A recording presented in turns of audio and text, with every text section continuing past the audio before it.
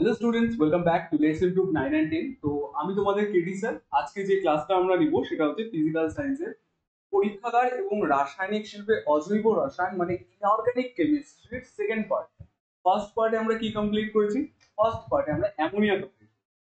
দেখো, তো বেশি টাইম নষ্ট না করে আজকে যে পার্টটা আছে ওটাই স্টার্ট করি। তাহলে এখানে কি আছে, ফার্স্টে দেখাই যে আমার ক্লাস কবে কবে থাকে। দেখো, আমার ক্লাস থাকে সোমবার দিন সকালবেলা, সোমবার দিন বিকাল। তার মানে এই পার্টটাতে তো সোমবার দিন টোটালটাই আমার ক্লাস। ওয়েডনেসডেতে আমার একটা ক্লাস থাকে রাত্রি 8টার সময়। আর ফ্রাইডেতে আমার একটা ক্লাস থাকে রাত্রি 8টা, সকাল 8টা, সকালবেলা একটা ক্লাস। তো দেখো, আজকে যে জিনিসটা আমরা পড়বো ওটার মধ্যে কি আছে, ওটার মধ্যে আমরা H2S গ্যাস সম্বন্ধে বলবো। H2S গ্যাস সম্বন্ধে যদি বলি তাহলে আজকে আমাদেরকে কি পড়তে হবে? প্রস্তুতি পড়তে হবে। প্রস্তুতি কত হবে না, দুটা প্রসেসের প্রস্তুতি আমাদের পড়তে হবে। একটা হচ্ছে উলফ বোতল আর একটা হচ্ছে কিপ যন্ত্র। একটা হচ্ছে উলফ বোতল আর একটা হচ্ছে কিপ যন্ত্র। তারপরে কি পড়তে হবে? ধর্ম। ধর্মর মধ্যে ভৌত ধর্ম আর রাসায়নিক ধর্ম।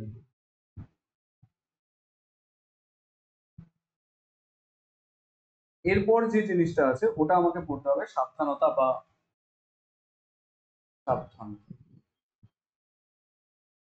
দেন আমাদের আজকের এই পড়াটা কমপ্লিট। কোন রকম কনফিউশন এত পর্যন্ত? আচ্ছা, দেখো, আমাদের যেটা ফার্স্টে আছে ওটা উলফ। উলফ বোতল দেখতে কেমন হয়? উলফ বোতল দেখতে অনেকটা এরকম, এরকম,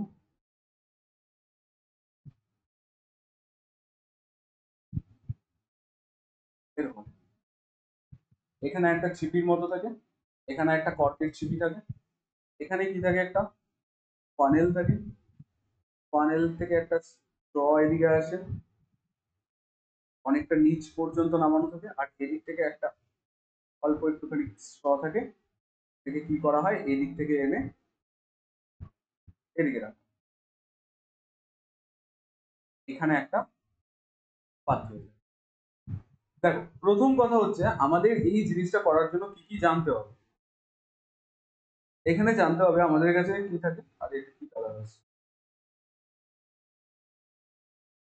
দেখো, যেটা জানতে হবে ওটা কার কার মধ্যে রিয়াকশন হচ্ছে এটা জানতে। দেখো, এখানে কি হবে, এখানে FeS আছে, এর সাথে কার রিয়াকশন হবে?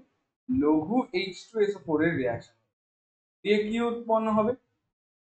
FeSO4 প্লাস H2S গ্যাস উৎপন্ন। এই জিনিসটা জাস্ট আমাকে মাথায় রাখতে হবে, হ্যাঁ, কি করে রিয়াকশনটা হচ্ছে। FeS এর সাথে লঘু H2SO4 এর রিয়াকশনে FeSO4 প্লাস H2। তাহলে এখানে আমার কি রাখতে হবে? FeS রাখতে হবে।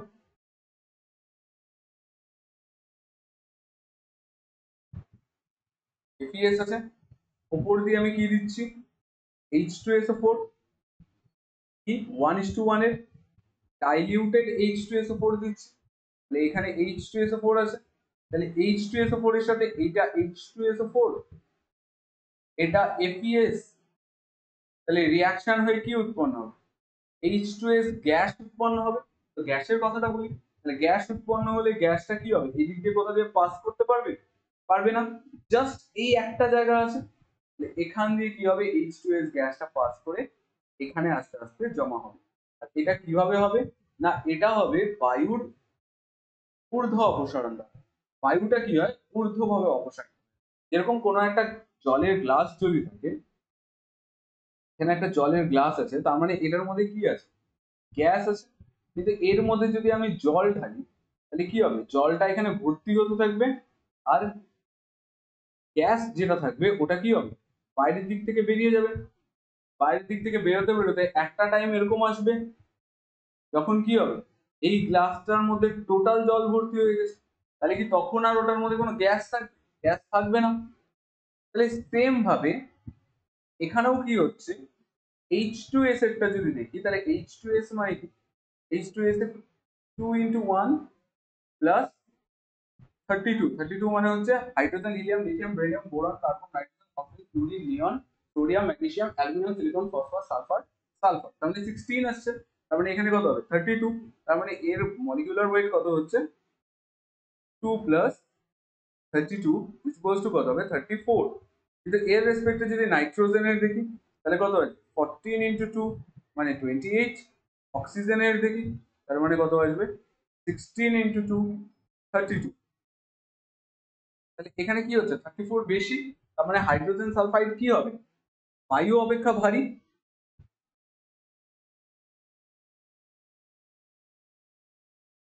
তাহলে এটাই যদি হয় তাহলে ফার্স্ট পার্টটাতে আমাদের কি হচ্ছে এখানে কি হবে বায়ুর ঊর্ধ্ব অপসারণ হবে, আর এখানে কি হচ্ছে হাইড্রোজেন সালফাইড গ্যাস জমা হতে থাকবে। হাইড্রোজেন সালফাইড গ্যাস এখানে কি হতে পারে জমা হতে থাকবে। এত অব্দি কোনো কনফিউশন? দেখো এই জিনিসটা বুঝে নাও, তারপর আমি পরের পার্টটা স্টার্ট করছি।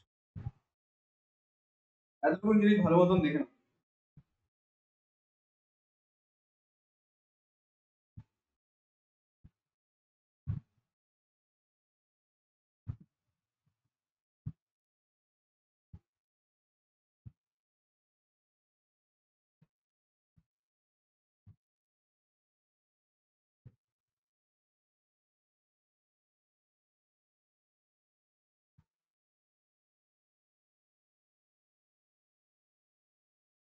এত অব্দি ক্লিয়ার?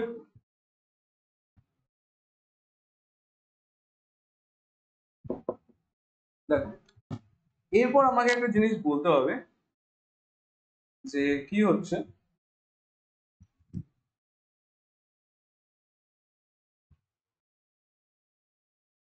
এইখানে যে H2S টা উৎপন্ন হলো না, এটা না শুদ্ধ না। তাহলে এটা যদি শুদ্ধ না থাকে, শুদ্ধ না তার মানে অশুদ্ধি কি থাকে,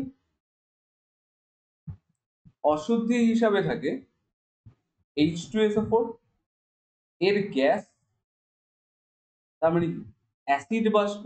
এটাকে কি বলবো আমরা অ্যাসিড বাষ্প। সাথে কি থাকবে H2O জলীয় বাষ্প।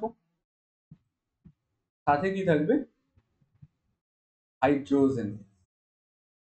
এত অব্দি কোনো কনফিউশন? এই জিনিসটা দেখে নাও, এই তিনটা কি থাকবে অশুদ্ধ।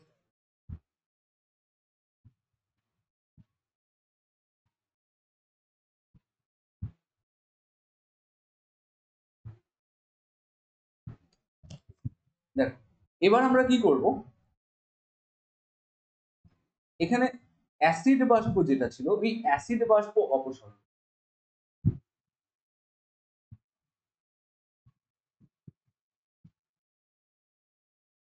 কি হয় না H2S এর সাথে যদি আমি কার রিয়াকশন করাই NaHS সোডিয়াম হাইড্রোজেন, এটা যদি রিয়াকশন করে তাহলে কি হয় যে অ্যাসিড বাষ্পটা থাকে, অ্যাসিড বাষ্প কি হয় অপসারিত হয়।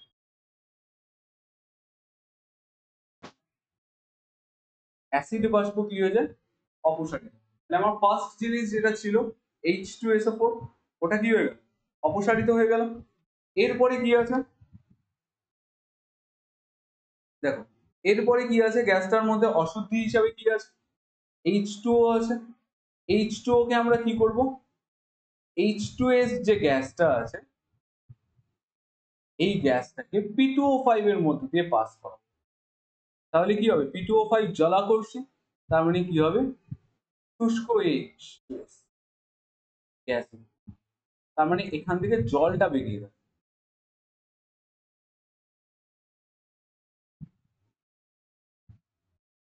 তাহলে জল বেরিয়ে গেল, জল অপসারিত হলো বা H2O অপসারিত হলো, H2O জলীয় বাষ্প অপসারিত হলো।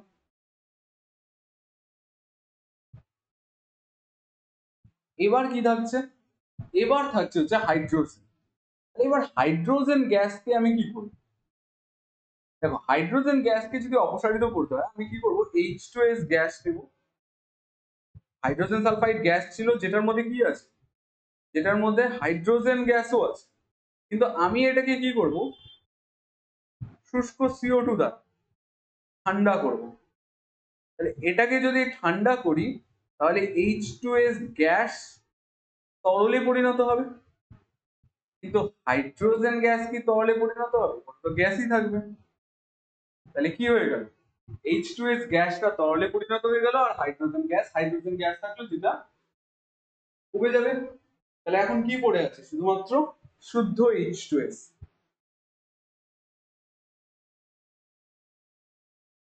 এত অব্দি কোনো কনফিউশন? এই পার্টটা যদি ক্লিয়ার হয়ে থাকে তাহলে দেখে নাও। একটা ছিল এই অ্যাসিড অপসারণ। দেখো অ্যাসিড অপসারণটা কি করে করবে?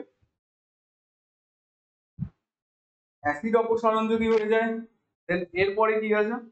অ্যাসিড অপসারণের পরে আছে হচ্ছে H2O অপসারণ। H2O অপসারণটা একবার দেখে নাও।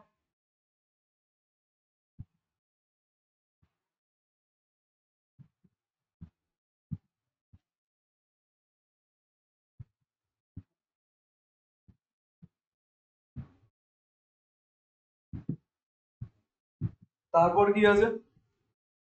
তারপর আছে হচ্ছে হাইড্রোজেন গ্যাস অপসারণ।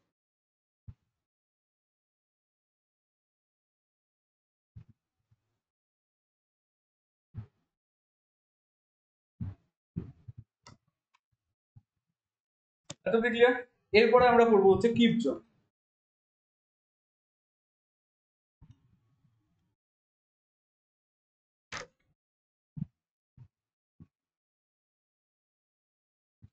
দেখো কিপ যন্ত্র জিনিসটাও একদম ইজি একটা জিনিস, জাস্ট তোমাকে বুঝতে হবে। কিপ যন্ত্রটা দেখতে হচ্ছে এরকম একটা গোল, এরকম একটা গোল, আর এটা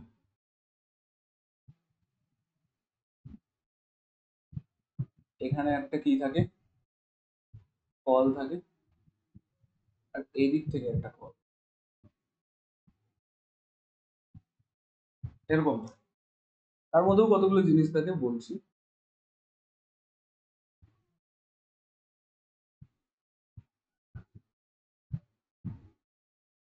এরকম এদিক থেকে এই পার্টটা নিচ অব্দি আসে, এদিক থেকে এই নিচ। এত অব্দি ক্লিয়ার? এখানের পার্টটা কি হয়?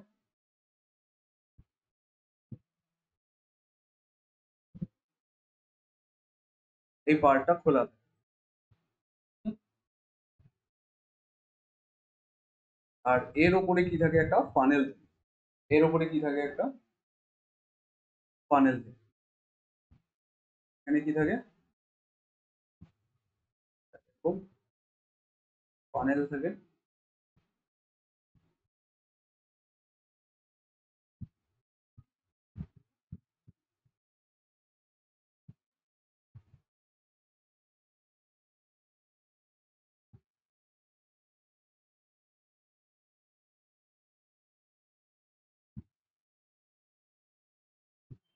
এখানে একটা কর্কের মতন থাকে, আর এর এর উপর দিয়ে এটা থাকে।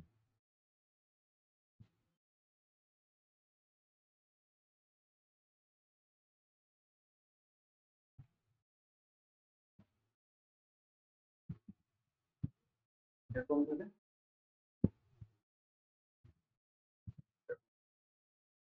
ক্লিয়ার? এতটুকু জিনিস ক্লিয়ার? এরপর আমরা স্টার্ট। এখানেও রিয়াকশন কি হবে? সেম রিয়াকশন হবে, বাট এখানে একটু অ্যাডভান্স মেথড হবে। মানে জিনিসটা ওরকম উল বোতলের মতন না যে একটা করে জারের সঙ্গে। এখানে কি হবে? এখানে দিয়ে রাখছি হচ্ছে আমি এফিএস, এখান থেকে আমি দিচ্ছি হচ্ছে H2SO। তাহলে H2SO4টা কি হবে? এই দিকে দিয়ে ঘুরে এসে এটার মধ্যে পড়বে, আর এটার থেকে এটা কোথায় আসবে? একদম নিচে চলে আসবে। তাহলে নিচে কি হতে থাকবে? H2SO4 ভর্তি হতে থাকবে। এখান থেকে না, এই পার্টটা থেকে, এই থার্ড নাম্বার পার্টটা থেকে এই সেকেন্ড নাম্বার পার্টটাতে যাওয়া যায়। তাহলে এখান থেকে H2SO4টা যেই এটাকে কানেক্ট করবে, এটার সাথে কন্ট্যাক্টে আসবে, এখানে যে H2SO4 চলে আসবে, অমনি কি হবে? অমনি H2SO4 এর সাথে কার রিয়াকশন হবে? এফিএস এর রিয়াকশন হবে। কি উৎপন্ন হবে? H2S আর FeSO4। হুম, এত অব্দি ক্লিয়ার? তাহলে H2S গ্যাসের কি হবে, এখানে গ্যাসটা বাড়তে থাকবে। ফার্স্টে কি করবো, আমি কলটা খুলে দিব। কলটা খুলে দিলে এর মধ্যে যে এয়ারটা ছিল, বায়ুটা ছিল, ওটা বেরিয়ে যাবে। কিছুক্ষণ পর থেকে কি হবে, এয়ার আর থাকবে না, তখন কি বেরোবে, H2S গ্যাস বেরোবে। তাহলে H2S গ্যাস বেরোচ্ছে যে, তখন আমি এটাকে কি করে দিলাম, অফ করে দিলাম। তাহলে অফ করে দিলে কি হবে, এই টোটাল জায়গাটা H2S গ্যাসে ভর্তি হয়ে যাবে।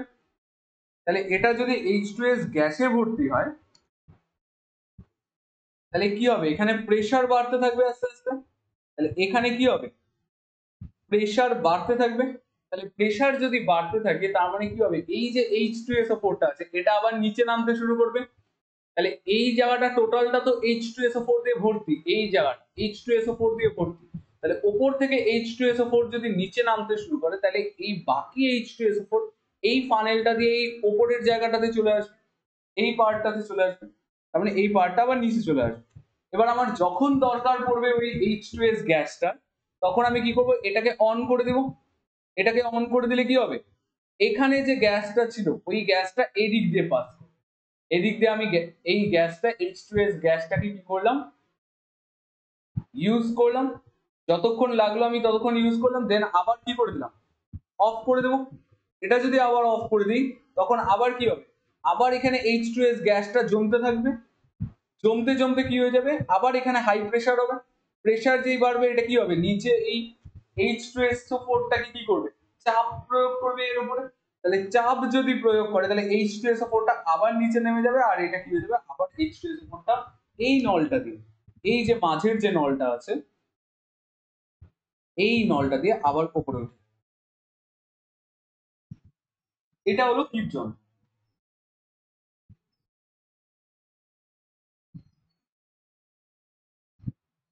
জাস্ট ওপরের পার্টটা দেখা যায় একবার ভালো করে।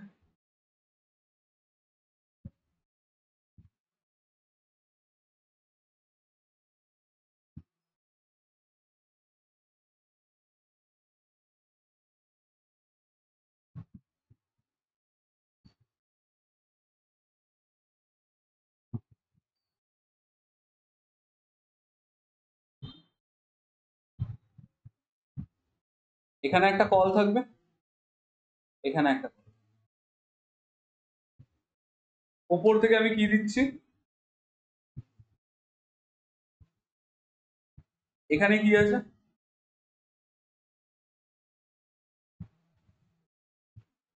FES। ওপর থেকে কি দিচ্ছে, লঘু H2S। এটা এদিক দিয়ে আসবে, এখানে আসবে, জমা হতে হতে ওপরে যাবে। যেই গিয়ে FES এর কন্ট্যাক্টে আসবে কে, H2SO4, অমনি কি হবে, এখানে H2S গ্যাস উৎপন্ন হওয়া শুরু করবে।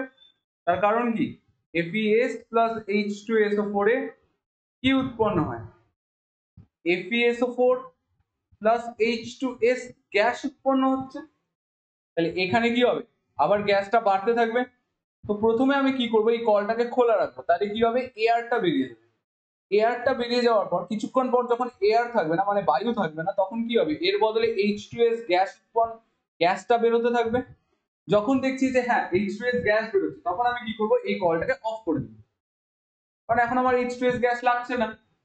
তখন কি হবে, এখানে H2S গ্যাসটা হাই প্রেসার ফর্ম করবে, এইচপি মানে হাই প্রেসার ফর্ম।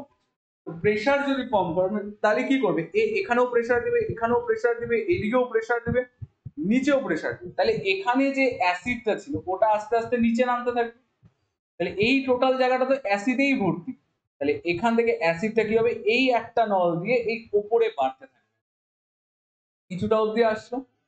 দেন যখন আমার এটা দরকার হচ্ছে H2S গ্যাস, তখন আমি এটাকে অন করে দিচ্ছি। অন করে দিলে কি হবে, H2S গ্যাসটা বেরিয়ে যাচ্ছে। তার মানে এখানে কি ফর্ম হচ্ছে, লো প্রেসার ফর্ম হচ্ছে। লো প্রেসার যদি ফর্ম হয়, তার মানে কি হবে, এখানে যে H2SO4 ছিল, ওপর থেকে H2SO4 টা নিচে পড়বে, আর এইখানে H2SO4 টা উপরে উঠবে। তাহলে এই জায়গাটাতে H2SO4 উপরে উঠবে, আবার FeS এর কন্ট্যাক্টে আসবে, আবার H2S গ্যাস ফর্ম করবে, যেটা এদিক দিয়ে বেরোবে। ক্লিয়ার, কোন রকম কনফিউশন? এটাই হচ্ছে কিপ যন্ত্র। দেখে নাও এই পার্টটা একটুখানি ভালো করে বুঝে নাও। এবার আমাদের খালি কি কি পার্ট বাকি আছে? এক তো আমরা হাইড্রোজেন সালফাইডের ধর্ম পড়বো, ধর্মের মধ্যে কি করবো? ভৌত ধর্ম আর রাসায়নিক ধর্ম।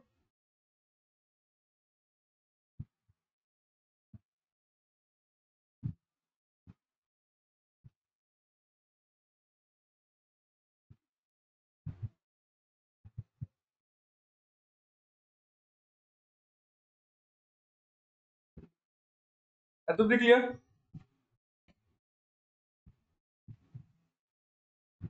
দেখো ভৌত ধর্মের মধ্যে কি কি আছে। ভৌত ধর্মের মধ্যে আমাকে পড়তে হবে এর অবস্থা। এটি একটি বিষাক্ত গ্যাস। বায়ুতে 5 ppm এর বেশি মাত্রায় H2S গ্যাস উপস্থিত থাকলে তা যদি শ্বাস প্রশ্বাসের মাধ্যমে তারা গৃহীত হয় তাহলে মানুষ জ্ঞানহীন হয়ে যাবে। ক্লিয়ার? মানে কি হবে? অজ্ঞান হয়ে যাবে। বর্ণ কি? এটা বর্ণহীন। আর গন্ধ কেমন? পচা ডিমের গন্ধযুক্ত।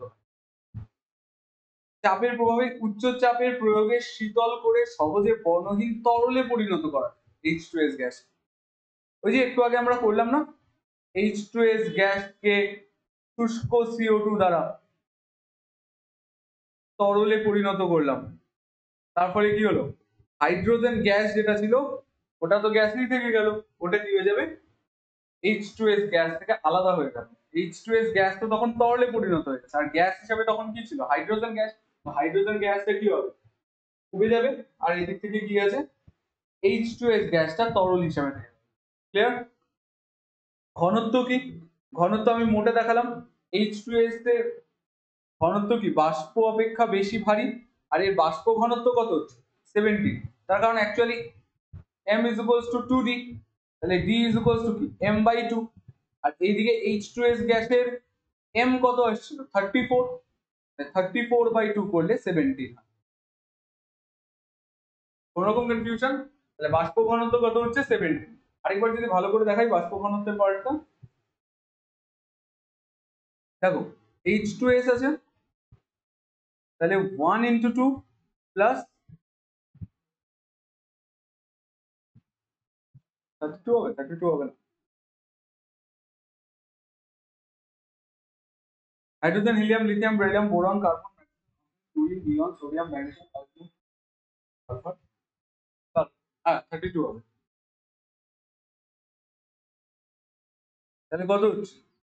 2 প্লাস 32 ইকুয়ালস টু কত হবে? 34। এটা 2, হ্যাঁ। তাহলে 34 কি আসলো? Molecular weight. m is equals to কি জানি? 2d। তাহলে d ইজ ইকুয়ালস টু কত হবে? m/2। তাহলে m কত আছে? 34/2। মানে কত? তাহলে বাষ্প ঘনত্ব বা d ইজ ইকুয়ালস টু কত আসছে? 7। দ্রাব্যতা বলছে গরম জলে অদ্রাব্য কিন্তু ঠান্ডা জলে দ্রাব্য। ঠান্ডা জলে দ্রাব্য। H2S এর জলীয় দ্রবণ অ্যাসিড ধর্মী। কারণ H2S কি উৎপন্ন করে? স্বল্প মাত্রায় H2+ আয়ন উৎপন্ন। এখানে দুটো জিনিস আছে, এক হচ্ছে টেস্ট টিউবের মধ্যে H2S গ্যাস ভর্তি করে ঠান্ডা করে কোনো জলপূর্ণ পাত্রের উপর কিছুক্ষণ উপুড় করে রাখা হলো।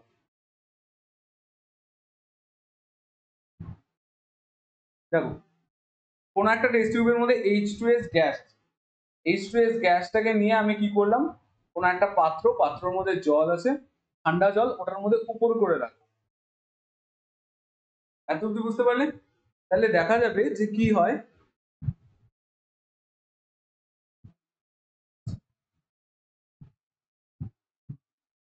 তাহলে দেখা যাবে যে কি হয়, কিছুক্ষণ পরে এখান থেকে জলটা আস্তে আস্তে উপরের দিকে উঠতেছে। কেন উপরের দিকে উঠবে? কারণ বায়ু কোনো না কোনো ভাবে কমলে পরেই না উপরের দিকে উঠবে। মানে কি এরকম আছে, এখানে জল ভর্তি আছে, তাহলে এত অব্দি জল থাকার কথা, এখানে H2S গ্যাস আছে, বা এভাবে যদি বলি, দেখো দেখে নাও ভালো করে জিনিসটা।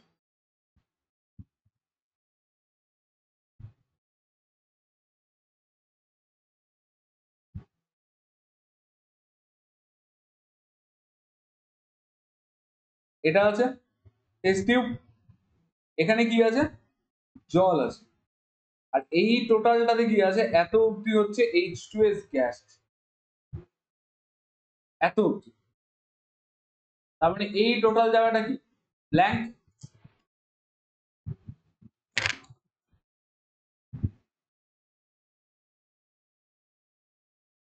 এই টোটাল জায়গাটা কি? এই টোটাল জায়গাটা ব্ল্যাঙ্ক, এই জায়গাটা খালি। খালি না, অ্যাকচুয়ালি এটার মধ্যে কি আছে, H2S আছে। আর জল কোন জায়গাটাতে আছে? জল এই পার্টটাতে আছে, এখানে জল, এদিকে জল, আর এই জায়গাটাতেও জল আছে, টেস্ট টিউবের পার্ট। জলটা কেমন? ঠান্ডা জল। ঠান্ডা জল যদি হয় তাহলে কিছুক্ষণ পর দেখা যাবে এই জলটা আস্তে আস্তে উপরের দিকে উঠছে, আস্তে আস্তে কি হচ্ছে, উপরের দিকে উঠছে। মানে কেমন হবে দেখতে? আগে তো ছিল এতটুকুন জল ছিল, কিন্তু এবার কি হয়ে যাচ্ছে, আস্তে আস্তে জলটা এত উপরে উঠে, তার মানে জলটা এত দূর চলে আসছে। আর গ্যাসটা কত দূর আছে? গ্যাসটা এত দূর। তাহলে কি হচ্ছে? তাহলে কোনোভাবে গ্যাসটা কি হয়ে যাচ্ছে, এই যে এখানে যে গ্যাসটা আছে এটা এখানে দ্রবীভূত হয়ে যাচ্ছে। তার জন্য কি হচ্ছে, এখানে ফাঁকা স্থানের সৃষ্টি হচ্ছে, আর ওই ফাঁকা স্থানটা কে দখল করছে? জল দখল। ক্লিয়ার? কোন রকম কনফিউশন এত পর্যন্ত? দেখো বুঝে নাও, এই জিনিসটা বুঝতে না পারলে দেখে নাও।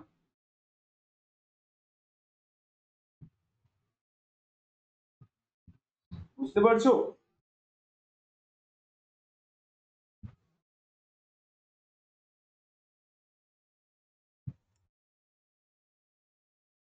তাহলে এখানে এই জিনিসটাই লেখা আছে, একটি টেস্ট টিউবের মধ্যে শুষ্ক H2S গ্যাস ভর্তি করে ঠান্ডা জলপূর্ণ পাত্রের উপর কিছুক্ষণ উপর করে রাখা হবে।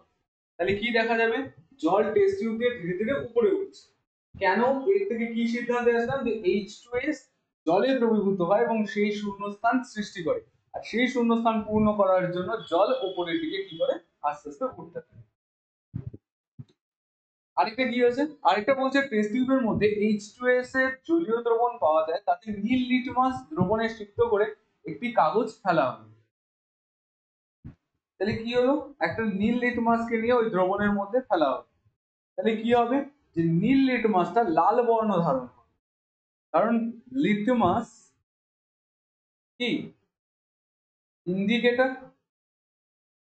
এটা যদি ইন্ডিকেটর হয়, এটা কি করবে, ইন্ডিকেট করবে কাকে, অ্যাসিড আর বেসকে। অ্যাসিডে কি কালার শো করে, রেড কালার, রেড কালার। বেসকে কি কালার শো করে, ব্লু কালার। তার মানে কি, H2S গ্যাসের জলীয় দ্রবণ হালকা অ্যাসিডিক, তার জন্য ওটা কি কালার শো করছে, নীল বর্ণের কাগজ লাল বর্ণ ধারণ করে। লাল বর্ণ ধারণ করছে মানে ওটা অ্যাসিড, অ্যাসিডিক। H2S ঠান্ডা জলে দ্রাব্য এবং জলীয় দ্রবণ অ্যাসিড হচ্ছে, তার কারণ কি, ওটা H2O প্লাস আয়ন উৎপন্ন করে, আয়ন। ক্লিয়ার? কোন রকম কনফিউশন এত পর্যন্ত?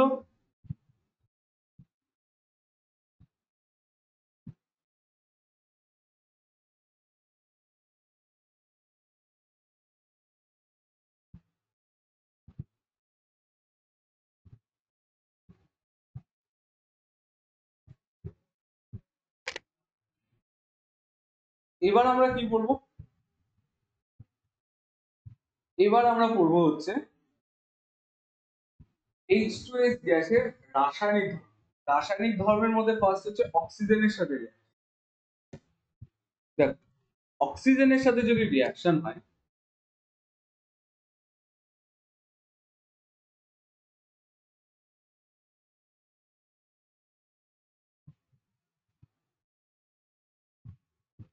ক্লিয়ার? তাহলে এখানে অক্সিজেনের সাথে যদি রিয়াকশন হয়, H2S গ্যাস কি নিজে যাচ্ছ, বাট কারো দহনে সহায়তা করে,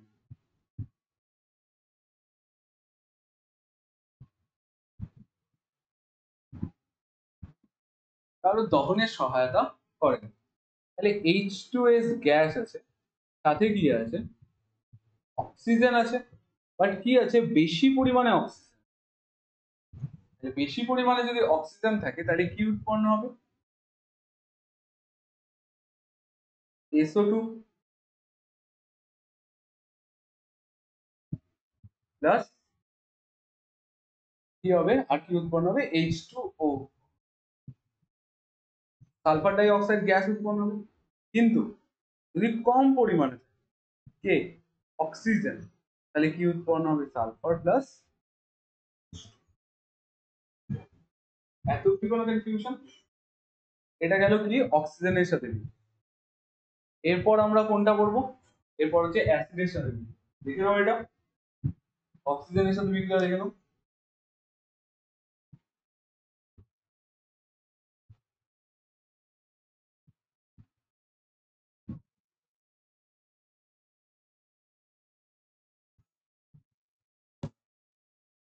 এরপর কি করবো আমরা?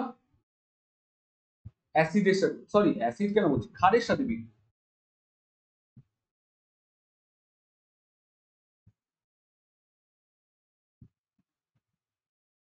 H2S কি অ্যাসিড ধর্মী, তাহলে অ্যাসিড ধর্মী যদি হয় তাহলে ওটা ক্ষারের সাথে বিক্রিয়ায় কি হবে? লবণ আর জল উৎপন্ন করবে। H2S যদি NaOH এর সাথে রিঅ্যাক্ট করে তাহলে কি উৎপন্ন হবে? NaHS প্লাস জল উৎপন্ন করবে। আর সেম জিনিস যদি বেশি পরিমাণ NaOH এর সাথে রিঅ্যাক্ট হয়, 2NaOH,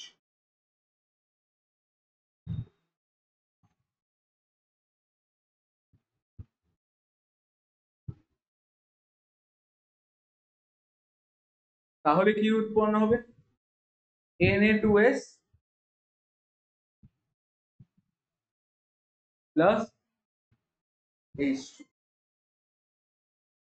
লবণ প্লাস জল উৎপন্ন।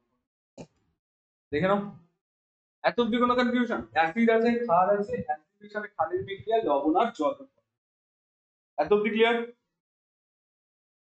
এরপর যেটা আমরা বলবো ওটা বিজারণ ধর্ম। এই পার্টটা আগে দেখে নাও।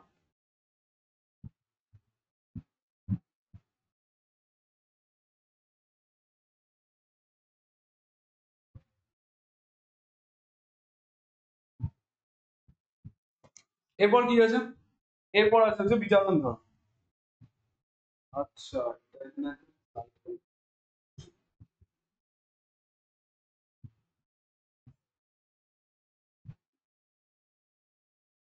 আরে shit,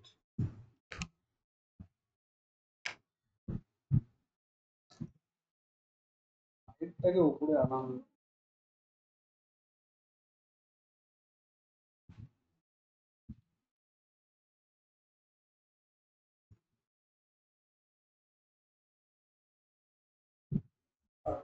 ঠিক আছে, দেখো এখানে আমরা কি পড়বো? এখানে একটা রিঅ্যাকশন আমাদেরকে পড়তে হবে, ওটা হচ্ছে বিজারণ ধর্ম। K2Cr2O7 এর সাথে কে রিঅ্যাক্ট করবে? 4H2SO4 রিঅ্যাক্ট করবে। আর কি রিঅ্যাক্ট করবে? আর হচ্ছে 3H2S রিঅ্যাক্ট। তাহলে K2Cr2O7 এর সাথে 4H2SO4 আর কি 3H2S, hydrogen sulphide gas. Clear? এটা যদি রিঅ্যাক্ট করে তাহলে এখানে গিয়ে কি উৎপন্ন হবে? K2SO4 উৎপন্ন হবে প্লাস Cr2SO4 হোল থ্রাইস উৎপন্ন হবে, 7H2O উৎপন্ন হবে। আর কি উৎপন্ন হবে? সালফার। এত অব্দি কোনো কনফিউশন? এখানে যেটা উৎপন্ন হচ্ছে, এখানে হলুদ বর্ণের এটা উৎপন্ন, তাহলে এখানে কি ছিল? কমলা বর্ণের পটাশিয়াম ডাইক্রোমেট ছিল, পটাশিয়াম ডাইক্রোমেট, ডাইক্রোমেট, পটাশিয়াম ডাইক্রোমেটের সাথে H2SO4 আর H2S এর যদি রিঅ্যাকশন হয় তাহলে কি উৎপন্ন হবে? K2SO4 Cr2SO4 whole thrice H2O আর সালফার উৎপন্ন হবে, হলুদ বর্ণের সালফার।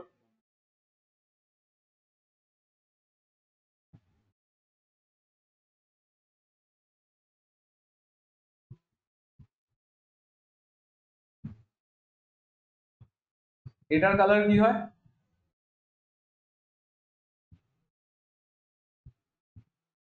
সবুজ হয়।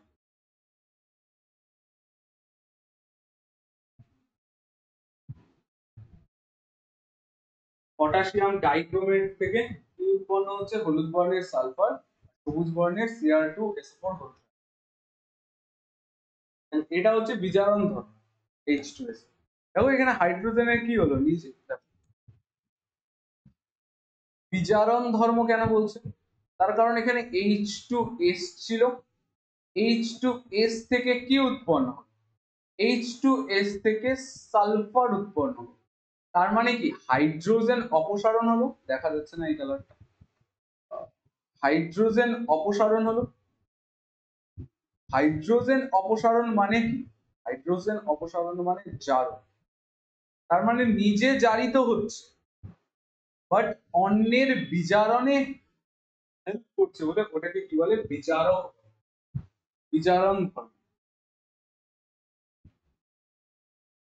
নিজের জারণ হচ্ছে বাট অন্যকে বিজারিত হতে সাহায্য করছে। এরপর কি আছে? এরপর কতগুলো ধাতব লবণ আছে আর ওর সাথে বিক্রিয়া আছে। প্রথম কথা তো এখানে একটা জেনারেল ফর্মুলা আছে, ওই জেনারেল জিনিসটা জেনে রাখো যে এখানে কি থাকবে।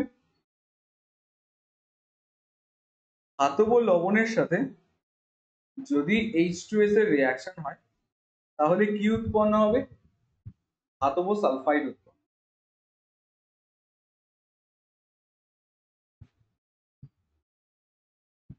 লিখে দিচ্ছি,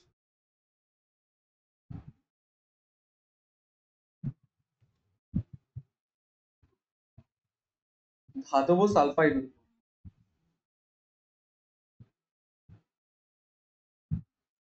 প্লাস ধাতব সালফাইডের সাথে কি উৎপন্ন হবে? কোনো অন্য কিছু অ্যাসিড বা কিছু একটা উৎপন্ন। তাহলে এখানে দেখো এখানে কি আছে? কপার সালফেট আছে। কপার সালফেটের সাথে কার রিয়াকশন হচ্ছে? H2S এর রিয়াকশন হচ্ছে। অন্য কোনো একটা কালার নেই, এটা আছে। এটার সাথে কার রিয়াকশন হচ্ছে? H2S এর রিয়াকশন হচ্ছে। কি হচ্ছে?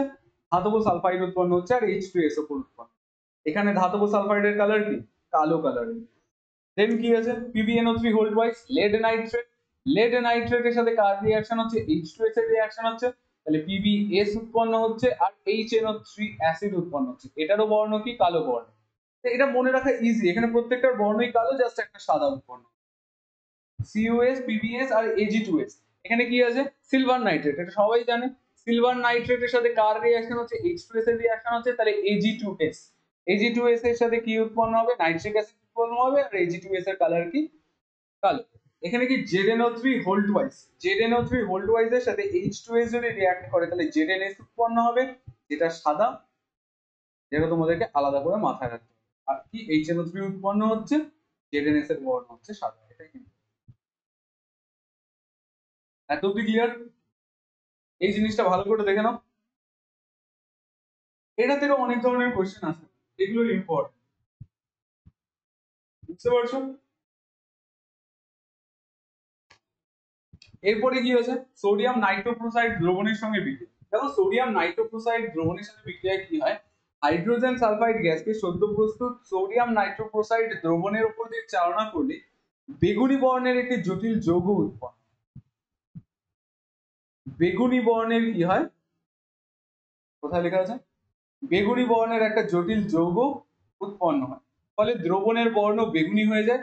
এই বিক্রিয়ার দ্বারা হাইড্রোজেন সালফাইডকে শনাক্ত করা যায়। আর এখানে বেগুনি বর্ণের যে যৌগটা উৎপন্ন হয়, এই উৎপন্ন বেগুনি বর্ণের যৌগটার সংকেত কি হবে? না, সংকেত হবে হচ্ছে এই জায়গাটা একটু গন্ডগোল লেখা আছে, এটা ভুলেছ না। এখানে কি উৎপন্ন হবে? Na4 FeCN5NOS। দেখে নাও, এটা হচ্ছে বেগুনি বর্ণের জটিল যৌগ। সোডিয়াম নাইট্রোক্লোরাইড খুবই ইম্পর্টেন্ট আর এটা পরীক্ষা আসবে। যদি কঠিন কোশ্চেন করে এই কোশ্চেনটা তো দিবেই যে সোডিয়াম নাইট্রোক্লোরাইডের যে জটিল যৌগটা উৎপন্ন হয় ওর সংকেত, বা হাইড্রোজেন সালফাইড গ্যাসকে নাইট্রোক্লোরাইড দ্রবণে চালনা করলে বা কিসের উপর দিয়ে চালনা করলে বেগুনি বর্ণের জটিল যৌগ উৎপন্ন। তখন বলতে হবে সোডিয়াম নাইট্রোক্লোরাইডের উপর দিয়ে চালনা করলে বেগুনি বর্ণের জটিল। বা এরকম কোশ্চেন দিবে, হাইড্রোজেন সালফাইড গ্যাসকে সোডিয়াম নাইট্রোক্লোরাইড দ্রবণের উপর দিয়ে চালনা করলে কি হয়, দেখো কি হয়, তাহলে ওটা লিখতে হবে বেগুনি বর্ণের জটিল যৌগ। এই জিনিসগুলো ভালো মতন বুঝতে হবে যে হ্যাঁ পরীক্ষায় কোশ্চেন কি কি আসতে পারে।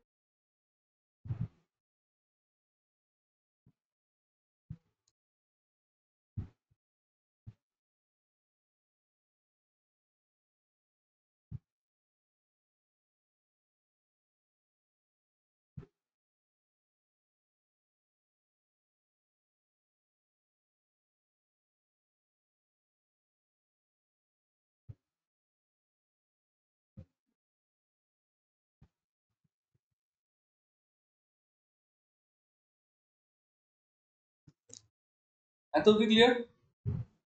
এবার যেখানে আমরা যে পার্টটাতে বলছিলাম সাবধানতার ব্যাপার, লাস্ট পার্ট হবে সাবধানতা কি কি অবলম্বন, এটা করলে পরেই আজকের এই পার্টটা কমপ্লিট।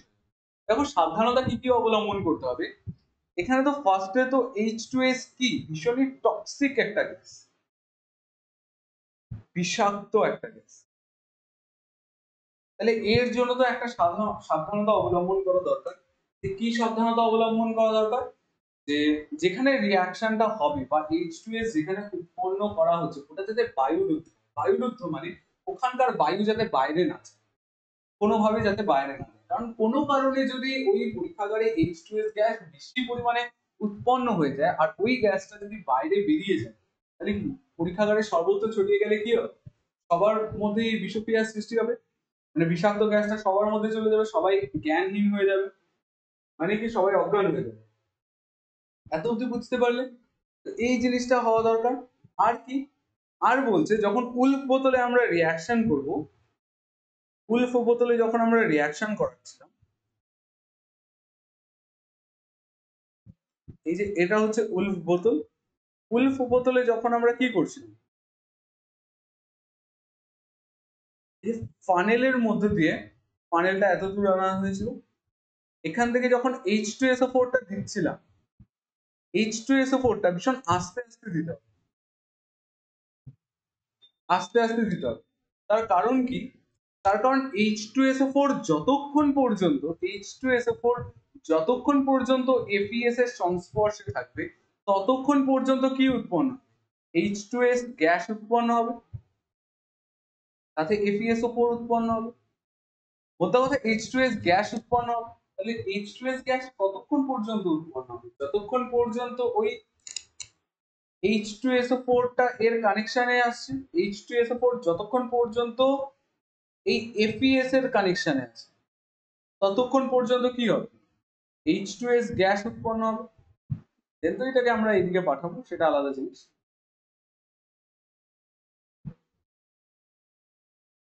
বুঝতে পারলে? তাহলে আমরা যদি কোনো কারণে একবারে বেশি H2SO4 ঢেলে দিই তাহলে পরে কি হবে, অনেকক্ষণ ওটা FeS এর সংস্পর্শে থাকবে, আর ওটা যদি অনেকক্ষণ FeS এর সংস্পর্শে থাকে তাহলে বেশি পরিমাণ H2S গ্যাস উৎপন্ন হবে। তাহলে বেশি পরিমাণ যদি H2S গ্যাস উৎপন্ন হয় ওটাকে একসাথে রাখা হয়তো ঝামেলা হয়ে যাবে, কারণ আমাদের এখানে জারটা আর কতই বড় আছে, তাই জারটা ক্রস করে নিয়ে বাইরে চলে যাবে, বাইরে পড়ে যাবে H2S, তখন কি হবে, বিষক্রিয়ার সৃষ্টি হবে। আমরা যদি কন্টেইন করতে না পারি তাহলে ওই যে ল্যাবে বসে অজ্ঞান হয়ে পড়তে, এই জিনিসটা আমাদেরকে মাথায় রাখতে। এত অব্দি কোনো রকম প্রবলেম? এই জায়গাটা দেখে নাও, এটা যদি হয়ে যায় তাহলে কমপ্লিট।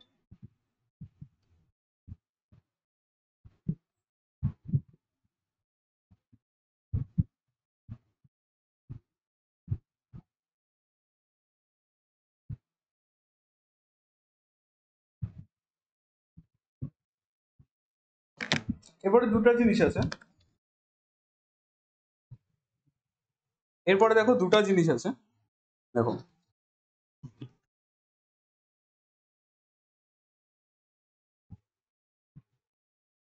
এরপরে কি আছে,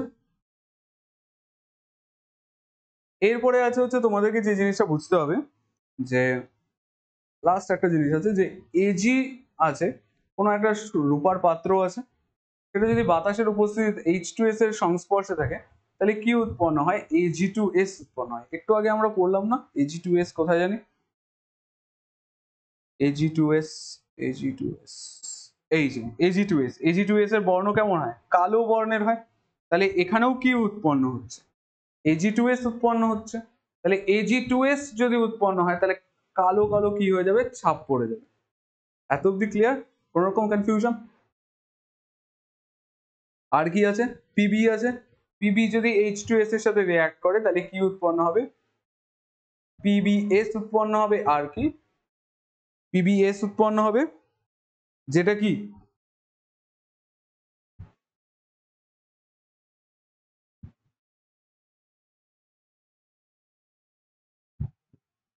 PbS উৎপন্ন হবে, লেড সালফাইড উৎপন্ন হবে। এটাও কি হয়? কালো বর্ণের হয়।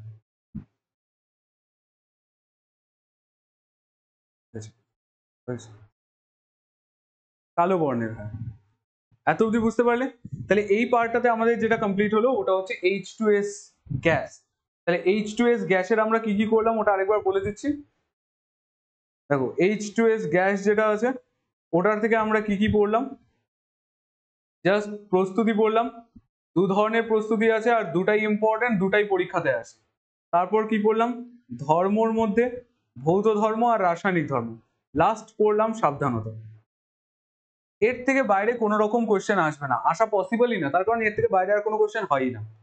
তো এটাই ভালো মতন পড়ে যাও। আরো আমরা পরে কোশ্চেন নিয়ে আসবো, কোশ্চেন আনসার সিরিজ যখন করাবো, কোশ্চেন আনসার করাবো তখন ওই পার্টটা আরো ক্লিয়ার হয়ে যাবে। তাছাড়া বাড়িতে প্র্যাকটিস করতে থাকো সবাই, আর হ্যাঁ ভালো করে পড়াশোনা করো। Tata, bye bye.